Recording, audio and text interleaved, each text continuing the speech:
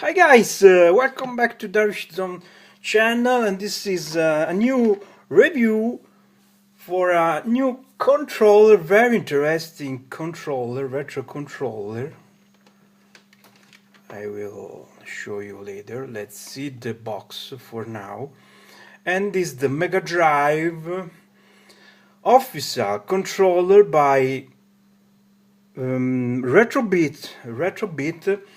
So it's a very interesting product because it's not produced by SEGA, it's produced by Retrobit, but it's official. So SEGA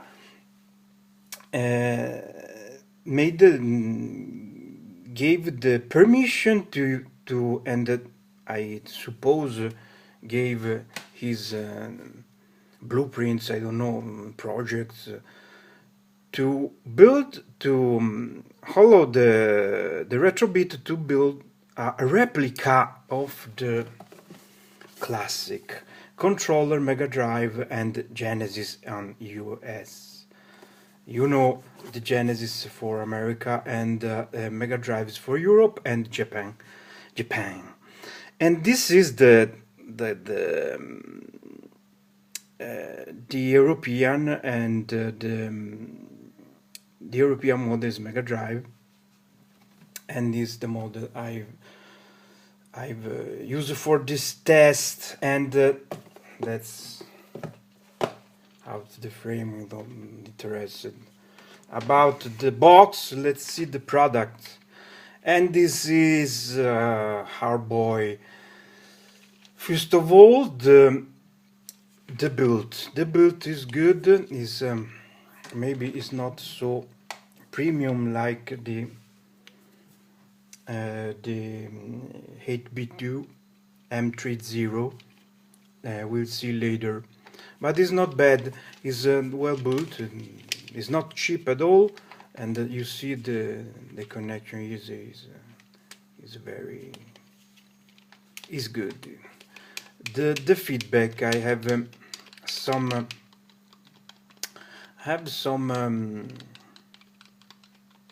how can I say, the feedback here is not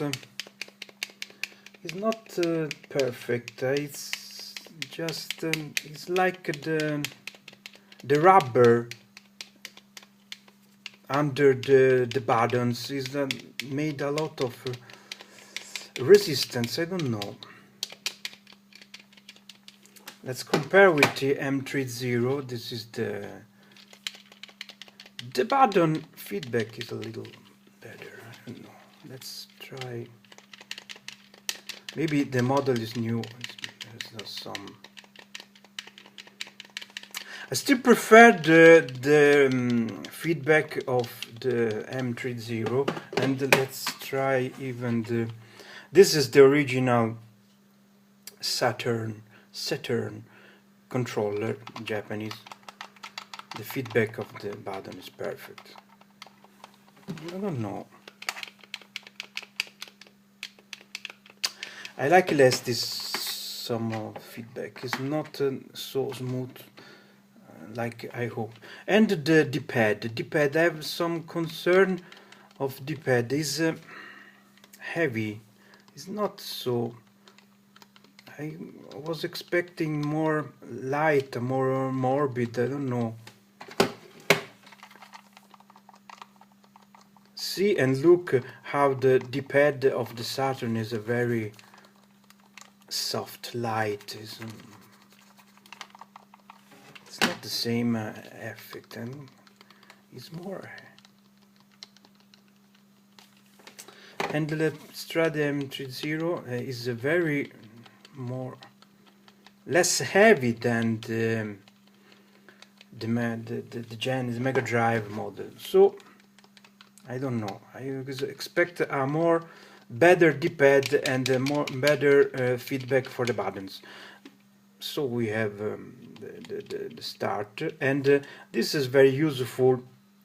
A bonus button where you can map on a RetroPie or computer where you want, you can map extra command on this button. And also this controller have two bonus shoulder button, which is very good. Good feedback, yes.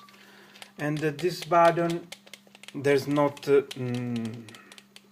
problem to press the button by accident. Let's try also the retro flag controller. This is the retro flag. The retro flag controller had the problem. The shoulder buttons, it's very easy to press the shoulder button by mistake. I don't like this thing, but the retro flag has a very good D-pad, to my opinion, and the feedback of the button is perfect, very perfect, and the select and extra button are solid, both solid, but I don't like the shoulder buttons at all. And this controller, unfortunately, on at least on RetroPie and on PI, have some ghost input which can ruin a little the experience. So I have not noticed any ghost input from this model. And you see another thing compared to the retro flag, it's good to consider that the controller is bigger. The retro flag is very little, and this is a bigger controller. It's a very replica of the original SEGA 6-button controller for the Genesis, but you have, I repeat, you have two shoulder buttons, and you have the extra buttons, which is very useful for RetroPie, because you can do, you know, the hot combo for exit the games pressing both the select and start button. You cannot do this on the Saturn controller, so you have to map for example the select on the one of the shoulders and do this combination. Is less comfortable. Another thing I like of this controller is that the cable is so long. The cable is a monster, guys. It's a super long. Let's see, 2 meter, I think. I don't know exactly, but is the longer cable I saw on this type of products. For $20, controller is truly impressive, and the cable is high quality. There's not a problem. It's so heavy. It's more heavy than the controller in itself. So you have to keep attention to this cable, because if the cable fall on the floor,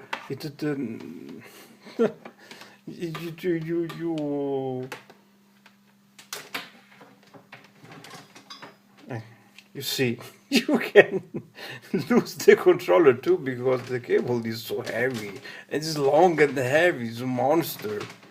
Okay, but it's good. With a 2 meters cable, there's no problem, and you can sit on your couch where you want. It's very useful. So nothing to say about the cable.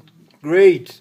And I repeat, I like the connection here. It seems very solid bolt.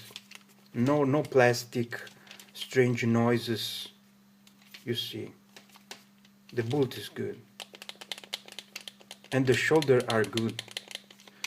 I'm a little concerned, I repeat, for the feedbacks of the bottom, but maybe it's just a new model. So, and another useful feature of this controller is you can skip two modes, the X input and D input, pressing start and B together for 5 seconds. If you press for 5 seconds those buttons, you change from an X input and D input.